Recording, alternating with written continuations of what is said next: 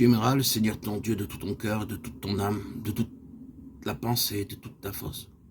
Et voici le second, tu aimeras ton prochain comme toi-même. Marc 12, 30, 31. Ce verset dit que Dieu peut nous sauver de manière à l'aimer de toutes nos facultés et à aimer le prochain d'un total désintéressement. Combien il nous est difficile d'aimer Dieu au degré de tout. Nous pensons souvent à l'aimer, aussi bien qu'à aimer le monde, secrètement.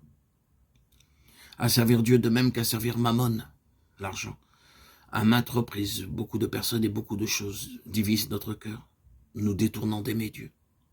Pourtant, il peut nous sauver à la magnitude de ce tout, nous rendant capables de l'aimer de tout notre cœur, de toute notre âme, de toutes nos pensées et de toutes nos forces.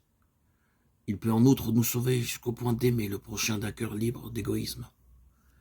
Si aujourd'hui nous sommes encore incapables d'aimer Dieu jusqu'au degré de ce tout, parce que à la place nous avons des personnes, des choses ou des affaires comme le centre de notre amour, et d'aimer notre prochain comme nous-mêmes, nous ne connaissons pas le plein salut. Christ peut nous sauver de sorte que nous aimions Dieu de cette totalité et notre prochain sans égoïsme. Ceci est possible. Loué soit son nom. Toutefois, de même que le serpent séduisit Ève par sa ruse, je crains que vos pensées ne se corrompent et ne s'écartent de la simplicité et de la pureté à l'égard de Christ. 2 Corinthiens 11, 3. Ce passage nous montre que notre intelligence peut être sauvée jusqu'à une simplicité et pureté totale. Maintes fois, nous trouvons très difficile de nous soumettre au Seigneur et de l'aimer d'une manière ferme et résolue. En effet, c'est le plus difficile. Nous n'avons pas ce pouvoir, cela nous dépasse.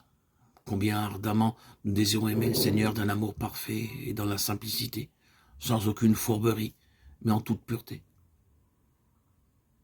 Ceci, nous convenons, serait si bon. Ceci, nous l'espérons toutefois, c'est si inaccessible en apparence. Cependant, Dieu peut nous sauver à ce degré. Ce n'est pas seulement possible, mais aussi à notre portée. Notre intelligence devrait être pure. Néanmoins, si nous sommes indécis, nous serons comme Ève. D'une part, Ève vit que l'arbre de la connaissance du bien et du mal était bon à manger, mais d'autre part, elle raisonna que Dieu lui avait ordonné de ne pas manger de son fruit. Elle vit que le fruit était agréable à la vue, mais elle se rappela aussi que Dieu avait commandé de ne pas le manger. Pourtant, étant si éveillée, Ève mangea du fruit défendu. Ainsi, en se déviant juste un peu, elle perdit la simplicité et la pureté à l'égard du Seigneur.